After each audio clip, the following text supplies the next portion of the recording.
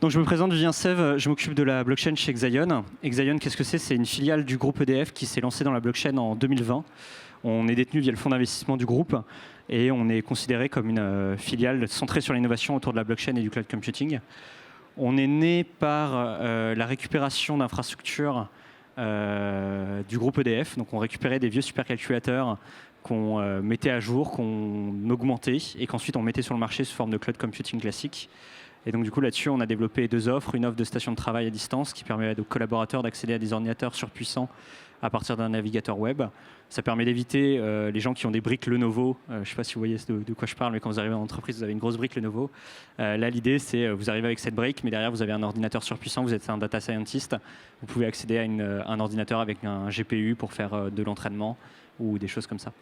Et Exaion s'est diversifié sur la blockchain qui forme sa deuxième jambe. On est rentré par l'univers de la blockchain à l'image du cloud computing sur la brique infrastructure. Donc je reviendrai sur cette partie après. Et on a remonté toute la chaîne de valeur sur le développement de smart contracts et sur l'intégration de certains protocoles et le développement d'applications sur différentes blockchains. L'idée, c'est quoi? C'est de se dire, on est un centre de compétences qui est capable d'accompagner des porteurs de projets de A to Z. Et ensuite, on a développé notre propre plateforme SaaS de mise à disposition de nœuds. Donc ça va être des nœuds de staking ou des nœuds de RPC. Mais je vais y revenir tout de suite. Alors pourquoi Exaion? En fait, il faut voir Exaion comme, Exanode, pardon, et pourquoi l'infrastructure blockchain?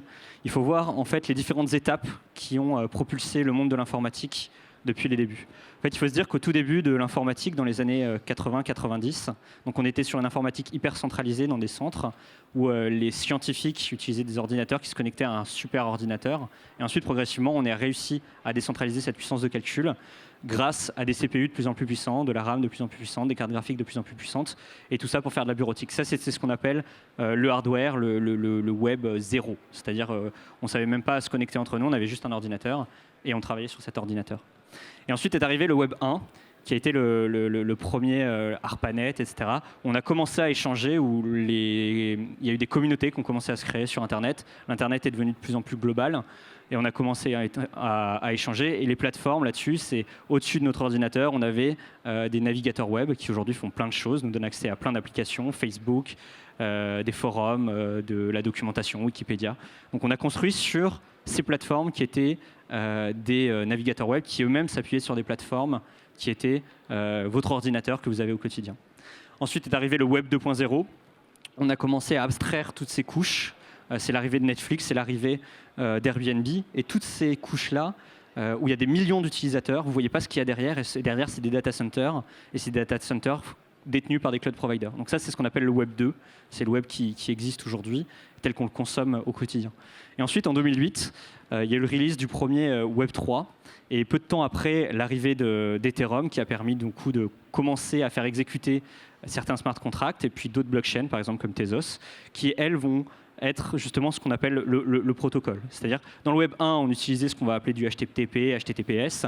Dans le Web 2, on va utiliser d'autres formes de langage, du JavaScript, des choses comme ça. Et dans le Web 3, on va utiliser des protocoles comme Tezos, comme Ethereum, comme Cardano, qui vont nous permettre de construire. Et une fois qu'on a accès à ces protocoles, on va construire juste au-dessus une brique d'infrastructure qui va nous permettre d'interagir avec ce protocole. Et ensuite, on va créer des applications telles que Sorare, telles qu'Uniswap, telles que Binance. Et on va créer le Metaverse, Sandbox et bien d'autres projets. Et l'idée, c'est de se dire, derrière des applications, aujourd'hui, quand vous consommez du Netflix, quand vous consommez du Instagram, quand vous consommez du Airbnb, vous ne vous posez pas la question de comment et pourquoi ma page web s'affiche et pourquoi elle ne rame pas, pourquoi ça fonctionne. Vous ne posez pas cette question. Et bien, de la même manière, dans le Web 3, quand vous allez consommer une application comme Uniswap, Sorare, Binance, vous ne vous posez pas la question de pourquoi ça marche. Sauf que derrière, ceux qui conçoivent ces applications, ils ont besoin de savoir comment je fais fonctionner mon application. Et comment je la fais fonctionner? Je la fais fonctionner par une brique, et c'est une brique d'infrastructure. Historiquement, dans la blockchain, l'infrastructure était complètement décentralisée. Le problème du décentralisé, c'est qu'à partir d'un moment, on atteint un certain nombre de requêtes qui fait qu'on est obligé d'avoir des services intermédiaires qui viennent, j'allais dire, temporiser ce nombre de requêtes ou permettre d'accepter de plus en plus de requêtes. Et c'est exactement ce qu'on fait chez Exanode. Nous, ce qu'on propose, c'est une interface web à destination des développeurs qui permet aux développeurs d'accéder à ce qu'on appelle un nœud. En fait, les blockchains, elles fonctionnent avec des nœuds, c'est une base de données, une blockchain, avec des smart contracts qui vont s'exécuter. Sauf que dès que vous avez besoin d'interagir avec cette blockchain, de récupérer de la donnée, vous avez besoin de dire que Alice a envoyé de l'argent à Bob, mais vous avez besoin de l'afficher sur un beau dashboard utilisable par n'importe qui, vous avez besoin d'aller chercher cette donnée quelque part. Donc vous avez besoin d'envoyer une requête sur un nœud. Donc soit vous le faites sur des nœuds communautaires, mais si tout le monde faisait ça, les nœuds communautaires ne tiendraient pas. Soit vous le faites sur une infrastructure, vous hébergez votre nœud en propre chez vous, ce qui est dans la philosophie de blockchain le mieux. Soit vous faites appel à quelqu'un qui le fait pour vous et qui est capable de tenir le nombre de charges. Je prends l'exemple d'un projet qui s'est lancé récemment sur la blockchain Tezos qui s'appelle Dogami. Dogami, c'est environ 150 000 requêtes en moins de 3 secondes lorsqu'ils ont release ce qu'on appelle leur NFT. Il y a eu plus de 150 000 requêtes. Et aujourd'hui, dans l'état actuel du marché, il n'y a personne qui est capable d'absorber 150 000 requêtes en moins de 3 secondes. Et justement, Hexanode, nous, on a su développer toute la stack technique qui permet justement à ces 150 000 requêtes de venir, que la requête passe par un proxy, le proxy redirige sur un nœud qui va fonctionner, et la requête ensuite se transmet à la blockchain, et donc du coup peut être inscrit dans la blockchain. Donc en fait, on est des facilitateurs, on est un peu l'huile dans un rouage plus global qui permet à des utilisateurs et à des développeurs d'accéder à l'écosystème blockchain facilement et surtout de scale leur application. Pourquoi ? Parce que quand vous avez 10 utilisateurs qui utilisent votre application, bon, vous n'avez pas de problème, vous pouvez faire ça chez vous. Quand vous avez 100 utilisateurs, vous commencez à vous dire bon, il faut que j'ai un peu plus de serveurs chez moi. Et quand vous commencez à scale à 100 000, 200 000, 300 000 utilisateurs par jour, là, vous avez besoin d'une infrastructure professionnelle qui tienne, qui vous garantisse ce qu'on appelle un SLA et qui vous garantit que toutes les requêtes de vos clients passent. Et puis, quand vous êtes, par exemple, un data analyst, que vous voulez faire un grand nombre de requêtes pour faire de la data science, pour faire plein de choses qu'on peut faire sur la blockchain, on pourrait imaginer plein de champs d'application. Vous avez besoin justement de cet endroit où vous allez rechercher la donnée et facilement. Et donc, du coup, c'est exactement ce qu'on fait chez Hexanode.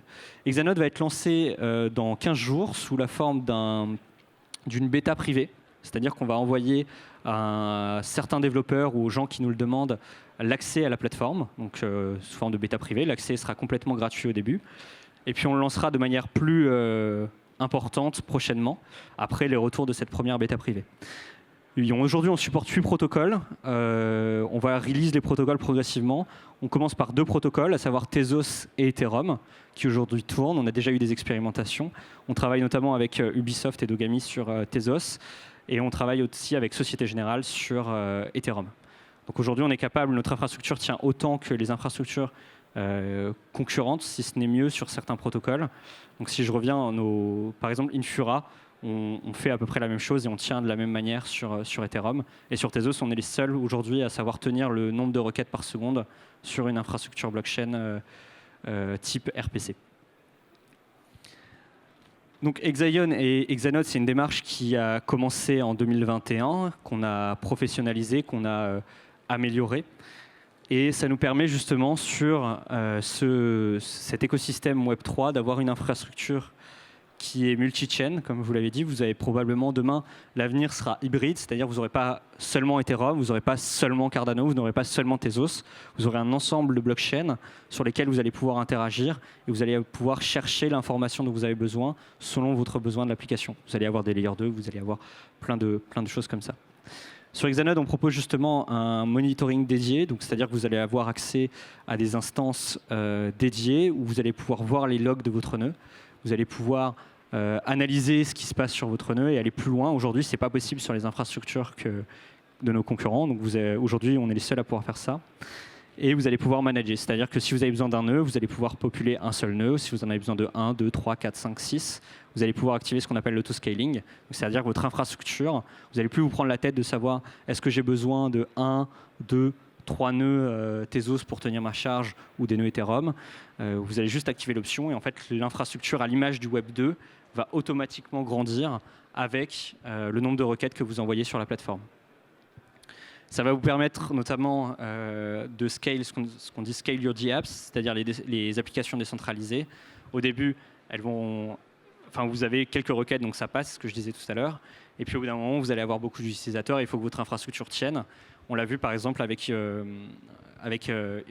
MetaMask. Donc MetaMask utilise les services aujourd'hui d'Infura. Vous savez qu'ils ont bloqué les IP vénézuéliennes, ce qui a bloqué certains utilisateurs de l'accès à la blockchain, donc les utilisateurs les moins avertis. Pourquoi? Parce que vous avez une possibilité dans MetaMask de choisir le nœud sur lequel vous pouvez taper. Alors les plus, j'allais dire les plus proches de la technologie vont synchroniser eux-mêmes leurs nœuds, mais on n'a pas tous la possibilité d'avoir un serveur chez soi qui tourne 24 heures sur 24 pour pouvoir requêter et être sûr d'assurer la décentralisation de réseau.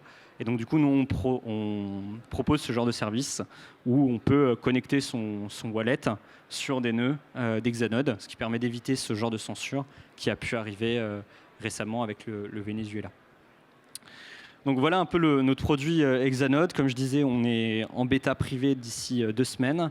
Donc vous pouvez venir nous voir pour qu'on puisse vous inscrire, ou vous nous contacter directement depuis le site internet qui sera mis en ligne prochainement, ou vous pouvez nous suivre tout simplement sur nos réseaux LinkedIn et autres, et on fera du drop de clés et de bêta. Je vous remercie pour la partie Hexanode. Alors, Hexaion, on ne fait pas que ça, on ne fait pas que du Hexanode. Hexanode est l'un des produits dans notre univers. Et notamment, là, on travaille sur une grosse opération d'ICO, notamment, dans le monde du cinéma. L'idée, c'est de pouvoir financer la phase de développement, mais je pense que Joël pourra mieux parler que moi sur ce projet. Donc, on accompagne complètement techniquement, on écrit avec eux le projet et on co-construit. Joël, si tu veux en parler un peu plus. Merci Vivien. Alors, je vais vous expliquer. Alors, je suis le plus vieux probablement de ce salon. Donc, c'est assez agréable. Et j'adore voir toute cette jeunesse face à moi. C'est extraordinaire. J'adore cette pépinière de talent, d'intelligence que je rencontre. Et c'est extraordinaire de vous voir tous. J'ai combien de temps? J'ai 10 minutes? Tu as le temps qu'il te faut. J'adore quand on parle comme ça. Donc, vous m'arrêtez quand vous n'en pouvez plus. Je suis un producteur audiovisuel.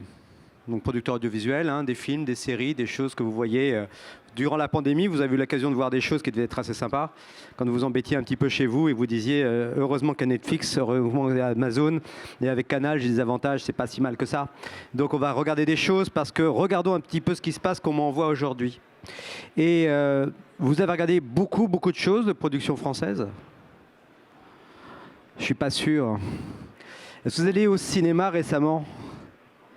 Vous avez vu beaucoup de films français récemment au cinéma? Vous avez une idée de combien de films français aujourd'hui, en 2021, là, l'année qui vient de se passer, il y a combien en pourcentage dans les 10 premiers? Combien de films français? Grosso modo, ça vous combien? 2, on n'est pas loin en fait. On est le premier, Kaamelott, fan film, à 6e Turet si je disais ça. Vous avez le deuxième le Bac Nord. Vous avez vu le gros succès de Bac Nord au César. 0 récompense. Kaamelott, 0 récompense. Le 3e film français, Les Tuches 4, 0 récompense, bien sûr. La réalité, c'est quoi? C'est que tout le monde est allé voir Spider-Man. On va au cinéma voir des films qui nous font plaisir. On va au cinéma voir ceux qui nous éclatent. On va au cinéma pour se divertir. On va chercher du divertissement. Le système français aujourd'hui n'apporte plus de plaisir, n'apporte plus de divertissement. Et aujourd'hui, comment est-ce qu'on fait pour avoir du divertissement? Comment on fait pour avoir des films qui nous éclatent, des séries qui nous éclatent, qu'on a envie de voir? Aujourd'hui, on demande à des Français de dire « Tu touches pas d'argent, tu te démerdes et tu me sors un succès ». Ça marche pas comme ça. Ça marche pas comme ça. Donc il y a, à un moment, au sortir de pandémie, un producteur, qu'est-ce qu'il fait? Métier de producteur, c'est chercher de la thune. C'est une poésie totale. Je cherche de l'argent. Un pléonasme pour un producteur. Et j'étais dans une logique, je travaille sur une série historique, qui est l'histoire de la création des services secrets, et depuis le modèle français, au XVIIIe siècle, jusqu'en 1870. Et donc je réfléchis sur le modèle de John Law. Alors ça vous dira peut-être rien qui est John Law, mais John Law, c'est quand même le mec qui a inventé la monnaie fiduciaire, la monnaie papier aujourd'hui. C'est-à-dire que je crois dans une monnaie, un bout de papier, ça vaut quelque chose. Et tout ce qui va nous donner nos monnaies d'aujourd'hui, ça vient aussi de là. Et ce mec-là, il a remboursé la dette de l'État, la dette de Louis XIV, qui était une dette flottante monstrueuse, en 2 ans. La dette abyssale actuellement qu'on a aujourd'hui en France. On ne sait pas comment la rembourser. John Law, lui, avait inventé un système pour la rembourser, par une monnaie. J'étais enquiquiné en train de chercher un sujet, c'était de lever de l'argent, lever significativement de l'argent pour réussir à faire quoi? Pour avoir assez d'argent pour payer les gens qui travaillent à développer les projets d'œuvres audiovisuelles françaises. Ça veut dire quoi développer une œuvre audiovisuelle? Le développement de l'œuvre audiovisuelle. Quand vous faites de la prod, vous êtes producteur, vous êtes à la phase de production, c'est lorsqu'on est sur un plateau, on prend des images, on tourne. C'est le action tournée, silence sur le plateau. On prend de l'image, on emmagasine de l'image. Mais ça fait très loin un film. Le film, c'est quand on le met en post-production, là je fais un film. Et après, je pars en distribution, en exploitation, et c'est là que vous allez en salle de cinéma ou sur les plateformes VOD, VSD. Mais ça, c'est bien joli. Mais comment est-ce que j'ai commencé à aller tourner et prendre des images? Mais il y a des gens qui se sont rassemblés. Ils ont réfléchi, ils se sont dit, on va se réunir pour se rassembler, pour penser une histoire, imaginer une histoire. Cette histoire, c'est incroyable. Et tout ça va amener à quoi? Je pense à un concept. Je crée une ambiance globale. Je pense à un casting. Et une fois que j'ai tout ça, là, je commence à écrire un scénario. Et une fois que seulement que j'ai fait tout ça, je fais un scénario. Et une fois que j'ai mon scénario, qu'est-ce que je fais au bout du bout? Je dis combien ça coûte. Là, le producteur arrive, il dit ça, on va éviter les cascades auto, ça, on va moins mettre les hommes qui s'enflamment, on va réduire les budgets, mais au final, ça fera quand même un film qui a un peu de gueule et un peu d'allure. Et aujourd'hui, on est dans un monde français où, comme on n'est plus capable de payer le développement des œuvres audiovisuelles, il n'y a plus de sous pour ça.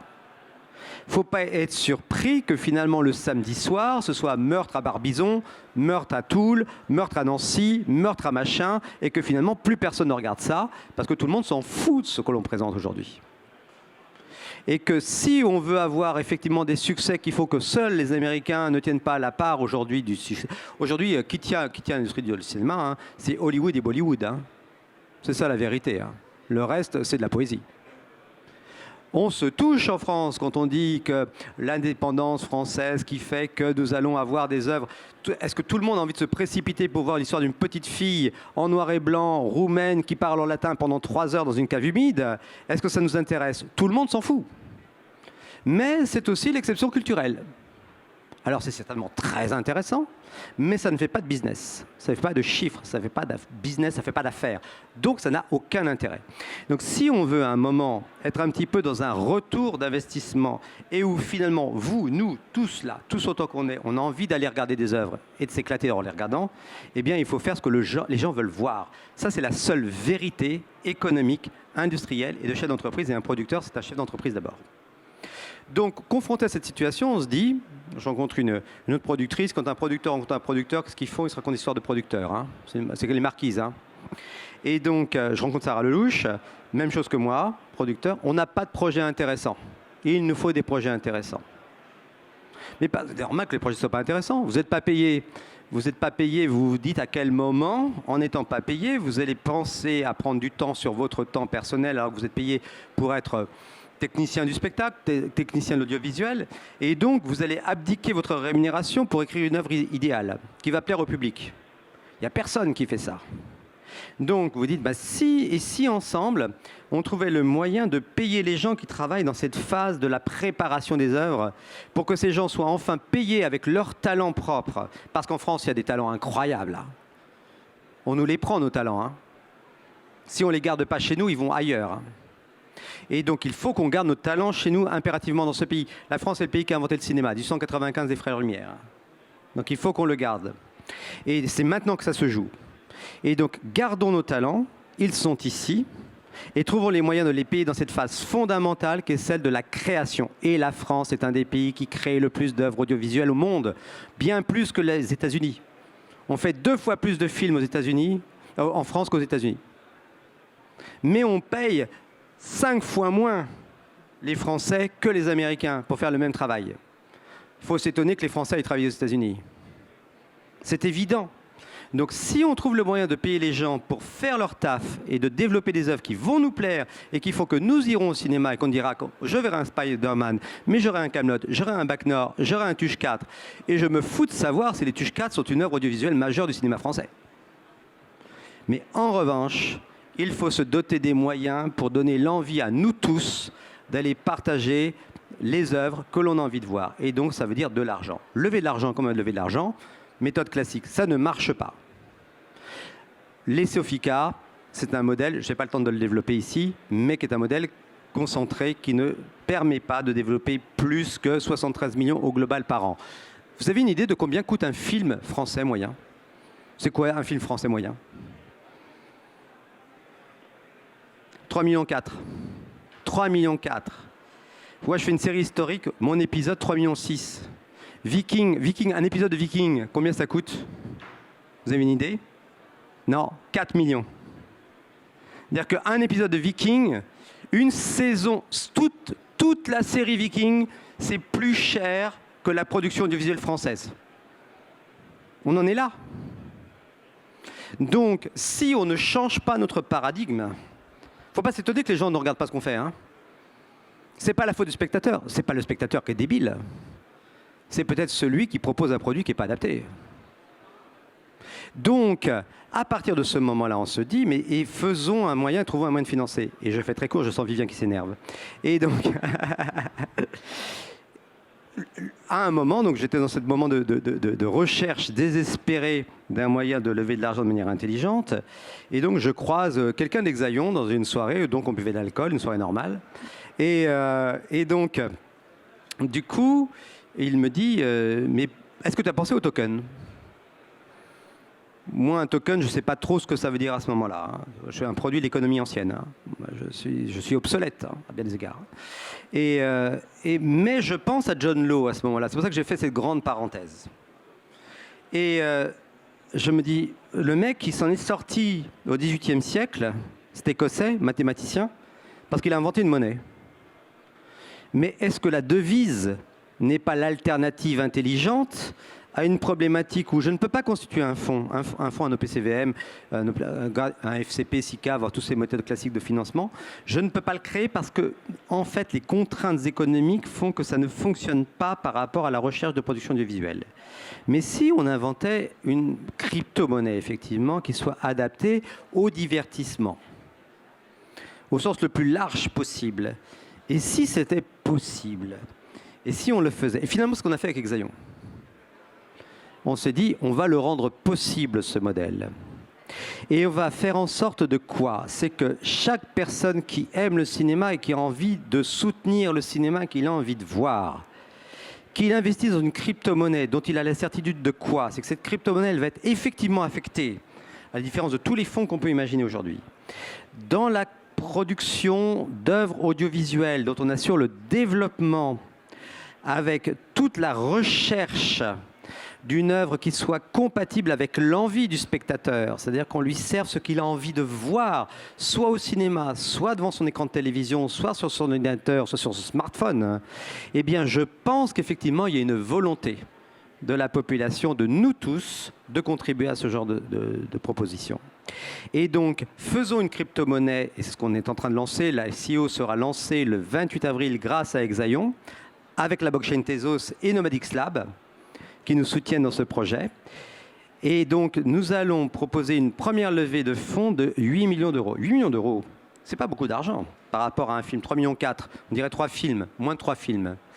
Non, parce qu'on va soutenir le développement, c'est-à-dire cette phase où on va payer les gens à taux plein pour être enfin rémunérés à faire ce qu'il faut faire, c'est-à-dire travailler à préparer les œuvres que le public veut voir demain. Et donc, on va donner suffisamment d'argent à toute cette chaîne de la production pour qu'enfin, demain, dans 4 ans, dans 5 ans, sur nos écrans, nous ayons ce que l'on veut voir comme œuvre audiovisuelle. Et à partir de là, avec 8 millions d'euros, on fait 50 œuvres audiovisuelles. 50 œuvres audiovisuelles, je ne sais pas si vous imaginez ce que ça représente. Le cinéma français, 2019, je garde 2019 en tête parce qu'avec la pandémie, c'est compliqué de parler des statistiques du cinéma. Mais 2019, c'est 174 films. Si nous intervenons sur 50 films, où nous faisons plus du tiers de la production française, nous allons influencer la production française. Ce qui est intéressant et ce qui montre qu'en fait, un cryptoactif nous permet de lever les fonds nécessaires pour peser sur un tiers de ce que vous allez voir en termes de production audiovisuelle demain en France. Que grâce à un cryptoactif, nous allons pouvoir solliciter votre communauté pour voter sur les choix de ce que vous verrez demain en France. On vous demandera votre avis sur ce que nous allons faire. Nous allons le faire avec un comité de sélection qui est un comité de sélection 5 étoiles. Où on a les plus importants, les plus représentatifs des personnalités de l'audiovisuel qui vont avoir un point de vue sur les projets qui vont nous être soumis. Aujourd'hui, alors qu'on n'a pas lancé l'ICO, on a déjà reçu 80 propositions d'œuvres à la diversité du cinéma français. Comme quoi ça marche vite dans un cinéma. Dans un univers où on cherche de la thune, il y a toujours des gens qui viennent trouver les moyens de nous envoyer des projets. Et sur ces 80 propositions, il y a un projet de série qui ressort du lot. Ce projet de série, il est déjà prévendu d'office. Et c'est une plateforme américaine qui veut l'acheter. Malheureusement, ce sera une plateforme américaine qui va l'acheter. Elle va le payer au vrai prix. Cette série, en 3 lignes, quand j'ai vu le projet, déjà j'avais les poils qui se hérissaient, j'avais envie qu'on la produise. Grâce à ce qu'on est en train de monter avec Exaion et Nomadix Lab et Tezos, on va pouvoir le faire. Et cette série, vous allez voir, ce sera une série française, diffusée par une plateforme américaine, mais ça va être une tuerie. Je lui rends le micro. Non, pour conclure sur ce projet, en fait, la blockchain derrière tout ce qu'a dit Joël et tout l'argumentaire qu'on a développé et de pourquoi, en fait, comment on en est arrivé là et comment on en est arrivé à la blockchain, on tire aussi 2 intérêts de la blockchain. L'intérêt, c'est qu'on remet au niveau du spectateur le droit d'investir dans le cinéma sans passer par des processus compliqués. C'est-à-dire qu'on permet à tout le monde, à partir de ne serait-ce que d'€1, de participer au développement des films. Et en plus de ça, les films qui seront vendus et valorisés auprès des plateformes, du coup, il y aura un retour sur investissement auprès des personnes qui seront dans l'ICO. Donc en fait, on va retourner les fonds aux gens qui ont investi, et c'est l'idée. Et derrière, il y a un token de gouvernance qui vous permet justement d'interagir, parce qu'on a besoin de rencontrer le public quand on développe une œuvre, et justement d'interagir avec l'écosystème de la DCF, de voter sur certaines choses, de voter sur certains films, d'aller beaucoup plus loin en fait dans la gouvernance et de ne plus être en fait des gens qui sont entre eux et qui en fait voient plus le public et en fait perdent du coup la visée in fine de l'œuvre, et donc du coup d'avoir directement le public qui choisit les œuvres qui vont être amenées dans nos cinémas et dans notre écosystème, sur les plateaux, sur les choses comme ça. Le temps touche à... Le temps est imparti, mais juste de manière conclusive. Et je ne sais pas si vous avez assisté à l'intervention de Asher tout à l'heure. Ceux qui l'avaient vu, il a expliqué, et ce que tu disais en démarrage, les 3 temps du web. Et le fait que c'est inéluctable, c'est plus fort que nous, et que de toute façon nous sommes dedans aujourd'hui. Moi je suis vraiment un pur produit de l'ancienne économie, ça fait 30 ans de la finance, donc à passer ancienne mode, et je bascule complètement dans ce nouveau modèle, parce qu'il n'y a pas le choix que d'y basculer, parce que nous sommes dedans aujourd'hui. C'est tout de suite et maintenant qu'il faut y être, et pas demain, demain ce sera trop tard. Et donc nos produits aujourd'hui, pourquoi nous partons par une crypto-monnaie pour lever les fonds, mais comment nous vendons les œuvres sous forme de NFT, exactement l'intervention de Asher ce matin. Et donc la boucle est bouclée, parce que nous avons besoin d'un modèle non fongible, un cryptoactif pour pouvoir lever les fonds, mais demain, ce que nous vendrons aux producteurs, ce seront des NFT avec des capacités considérables, mais nous n'avons pas le temps de vous le présenter ce soir, donc je rends la monnaie. Et si vous voulez en discuter, on est sur le stand Exaion à l'entrée du salon.